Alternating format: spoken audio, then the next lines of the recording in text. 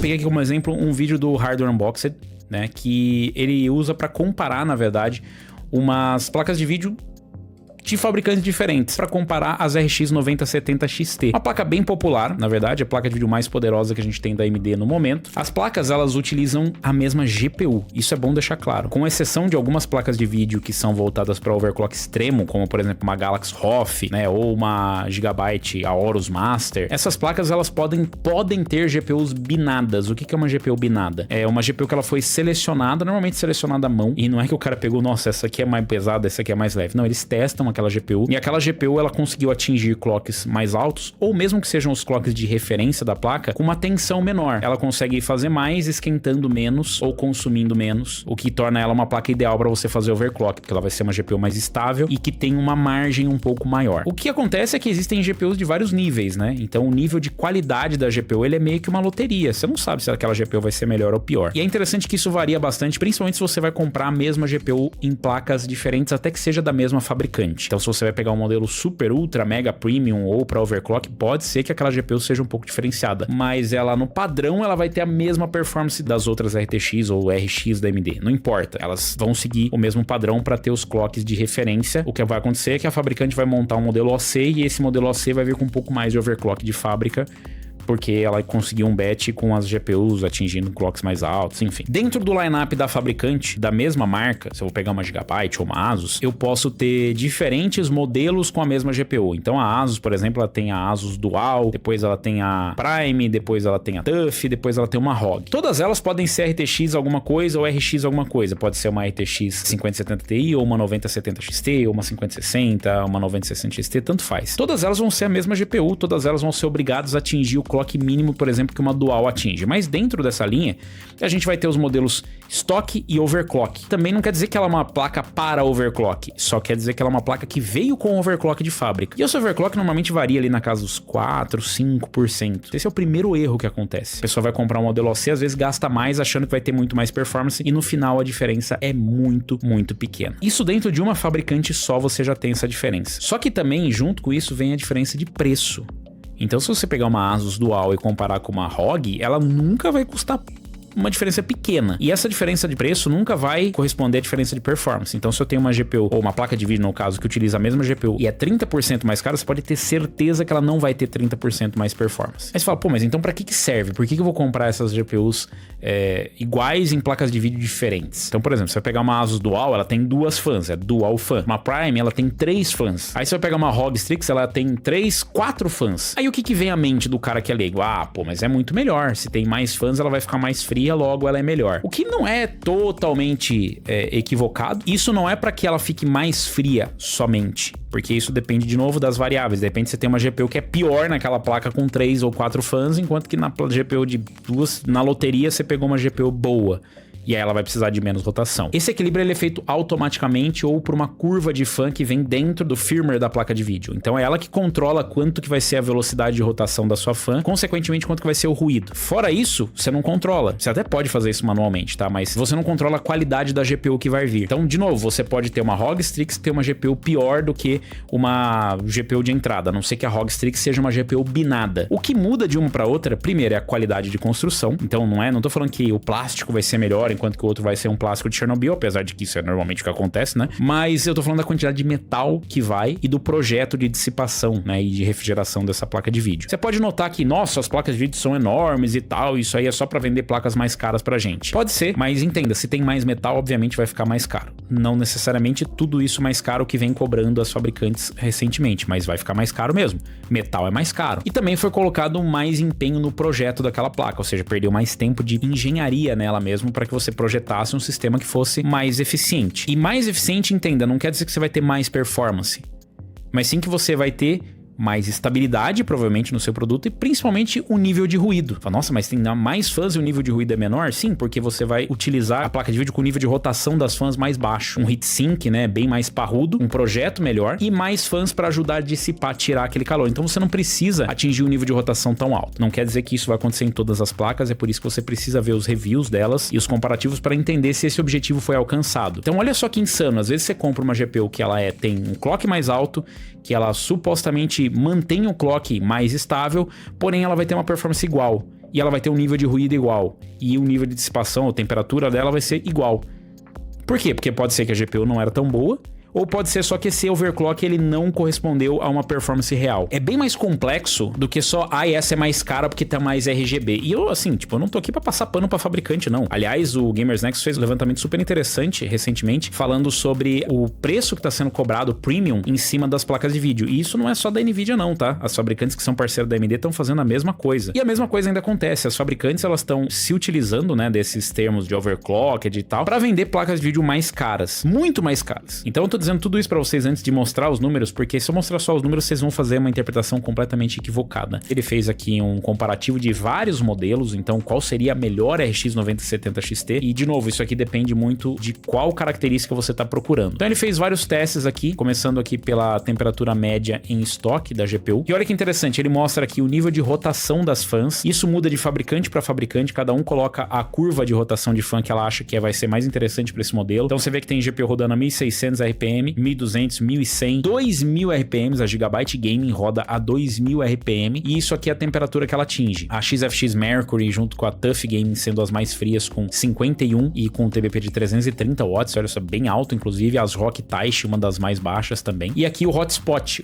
é o ponto mais quente da GPU. Mas voltando aqui, ó, vocês conseguem notar que a diferença, ela pode ser bem grande, só que essa daqui, essa Yeston, né, a Mercury nova OC, ela tem um TBP ali de 304 watts, nem é tão alto. Ela tá rodando a 1100 RPM e aí tá atingindo 65 graus. A outra que tá a 1100 RPM, a única outra que a gente consegue encontrar é a XFX Swift e a Power Color Red Devil. Então são placas que rodam de 6 a 7 graus mais frias do que essa placa, com o mesmo nível de rotação. Vocês conseguiram entender? Ou seja, as fãs estão rodando mais lentos, ou seja, o nível de ruído é menor. Por isso que a GPU tá rodando mais quente. Todas elas são 9070 XT, porém ainda tem a loteria do silício, ou seja, pode ser que o silício que tá aqui na placa da Yeston, que é a pior, seja seja o pior silício que tem. Então não é só o projeto que conta, é por isso que vários fabricantes fazem um negócio meio overkill. E é bom considerar que isso aqui é uma placa só de amostra. Então eles só conseguem avaliar esta placa e não todas as XFX Mercury, TUF Gaming, Sapphire, nada. É só uma das placas, é uma amostragem bem baixa isso aqui. Depois isso aqui é o hotspot da GPU, vocês veem que varia de 76 a 89. De novo, depende da rotação. A Gigabyte Gaming é a pior, inclusive fica aí, né, um comentário do próprio Hardware Unboxed, que essa já é a segunda Gigabyte Gaming que eles pegam, que eles disseram que o comportamento da placa foi abaixo do esperado e eles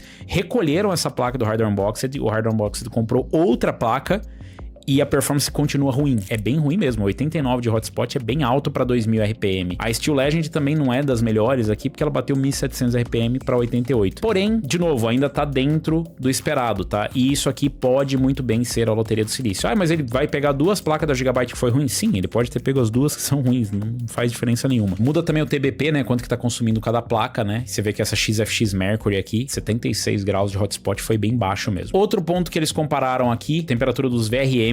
Então a Power Color Reaper bateu 87 graus, enquanto que a Gigabyte Elite bateu 57 e a Gigabyte Gaming bateu 59. Cara, em uma variável, uma placa vai ser melhor do que a outra. E uma vai ter o VRM mais quente, outra vai ter a GPU mais quente, outra vai ter o hotspot mais quente, mas você viu que não tem uma constante. Tipo, a Gigabyte no outro gráfico era pior, aqui ela é a melhor. Então é meio difícil avaliar. Aqui tá o uso máximo em watts das GPUs, ou seja, quem consumiu mais, a Taishi foi a que mais consumiu, mas a que menos consumiu foi a Pulse, que é 409. Então vai guardando essas informações, porque depois você vai ver a performance dessas placas. Esse aqui normalizado, o que quer dizer? Eles travaram a rotação das fãs para 40 decibéis, todas elas, e aí você consegue ver qual que é o clock que é atingido por cada placa. A Reaper atingiu dos 2510, a Yeston 2570, mas você viu que oscila ali, né, o clock. E olha aqui, ó, 76, isso aqui é a temperatura depois, né, quanto que bateu. De 88 foi a Gigabyte Gaming, foi a mais quente de todas, né, mas fica ali na casa dos 70, 78, 80. De novo, mesmo a da Gigabyte, que é quente, ainda tá dentro do que é o limite de operação, só que o da Gigabyte foi bem ruim, tá bem alto, né? Pra vocês terem uma ideia, tá bem alto mesmo. A Steel Legend na casa dos 85 também tá alto, mas de novo, é normalizado isso aqui. Ela não atinge isso aí normalmente porque eles colocam uma curva de rotação, é só pra vocês entenderem na mesma situação o que que significa. Então significa que modelos mais premium, provavelmente, como por exemplo uma Power Color Red Devil, né? Que é um modelo top, se você normalizar as fãs, mesmo assim ela vai conseguir trabalhar com uma temperatura menor, porque ela tem uma construção um pouco mais robusta, tá? Então pelo menos isso é o que você espera de uma GPU dessa. Por outro lado, ninguém vai ficar travando a rotação das fãs para conseguir, né, uma performance dessa. Normalmente a gente vai deixar ela no padrão, mas se você fizer, provavelmente o que você vai conseguir de resultado. Agora o que mais importa é a performance. Nossa, o que muda de performance de uma placa de entrada para uma placa topo? É interessante que a gente tem a Sapphire Nitro aqui e a Pulse nesse mesmo gráfico. A Pulse é a de entrada e a Nitro é a Nitro Plus, é a top de linha da Sapphire. Aqui é a performance do Black Myth Wukong, de 86 para 91, então a gente conseguiu 5 FPS a mais na média, 93 para 101 na mínima e 134 para 140 na média aqui no Black Ops. E no Black Myth Wukong a gente saiu de 77 de mínima, 86 de média, para 81 de mínima e 91 de média. Você vê que aqui no Black Myth Wukong foi pequena a diferença, não foi tão grande no modelo mais caro para o modelo mais barato. No Black Ops a gente viu uma diferença um pouquinho maior, né? Principalmente nos modelos topo de linha ali, batendo 140 de média, 97 de mínima. A gente tem a Taishi aqui, ó, que foi o modelo que a gente testou. E se a gente pegar o modelo mais lento aqui, que foi o Sapphire Pulse, ele fez 134, uma diferença de 4 a 6 FPS aí na média. Lembrando que tem as variáveis, tá? Isso aqui não é uma matemática perfeita, porque tem as variáveis, então dentro da margem de erro ali, eles estão quase dentro da margem de erro. Eu considero que uns 3 FPS ali dá pra oscilar nos testes, então tá bem próxima a performance. Isso de um modelo topo de linha para um modelo de entrada, tá? Bem de entrada mesmo. Tipo, a Swift é um modelo super barato, né? As mais baratas que tem e por aí vai. E é interessante que a gente vê aqui, ó, por exemplo, a Hellhound não é uma placa cara, na verdade é uma das mais baratas que tem de 9070 XT, enquanto que essa da Yeston provavelmente vai ser uma das mais caras e ela tá perdendo pra uma placa que é mais barata. A Gigabyte Elite e a Gaming aqui também continuam com a performance normal no Ryzen Zero Dawn, o que significa que você vai ter, no fim das contas, basicamente a mesma performance. Quer dizer que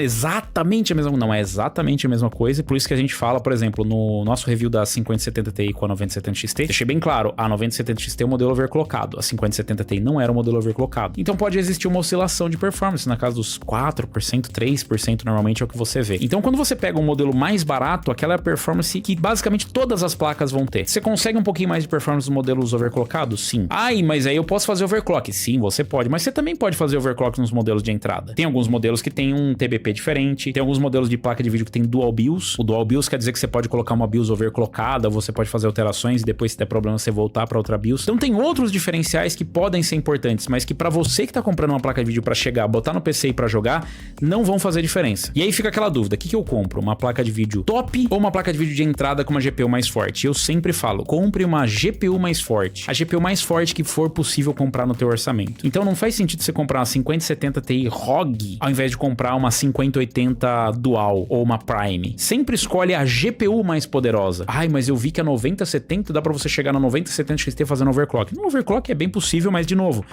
tem as variáveis. Você pode pegar uma 9070 que é tão ruim que você não vai conseguir chegar no clock, porque a GPU não tem uma binagem boa, ou seja, não é de boa qualidade o chip, e para chegar lá você vai precisar colocar mais tensão, vai subir muito mais a temperatura e vai aumentar o nível de ruído. Se para você estiver tudo bem, vai lá, se diverte. Mas isso não é regra.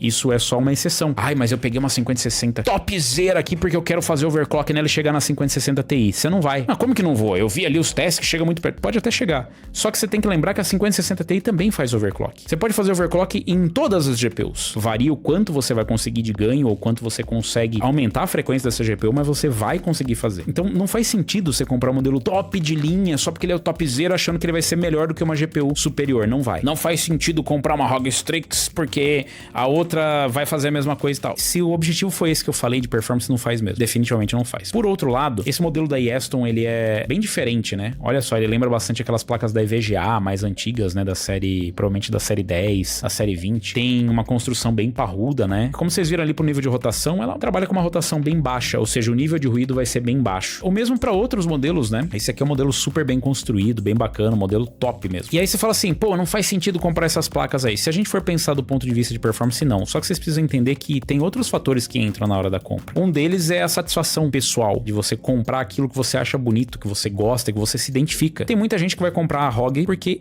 é o sonho deles. E, por que vende ROG 5060 Ti? E tudo que ele consegue comprar é uma 5060 Ti. Quer dizer que vai ser uma compra racional? Definitivamente não, porque provavelmente você vai conseguir uma 5070 com um preço melhor. Mas a pessoa quer aquela placa. E vocês, o que vocês compraram ou comprariam? Vocês compram mais a placa de vídeo topzera? Vocês preferem o modelo mais barato, intermediário? O que vocês procuram numa placa de vídeo? Deixa aí nos comentários, aproveita, deixa o like, se inscreve no canal e clica no sininho para receber as notificações de novos vídeos. Lembrando que é para se inscrever no Unlock, porque o Unlock vai chegar nos 100 mil inscritos.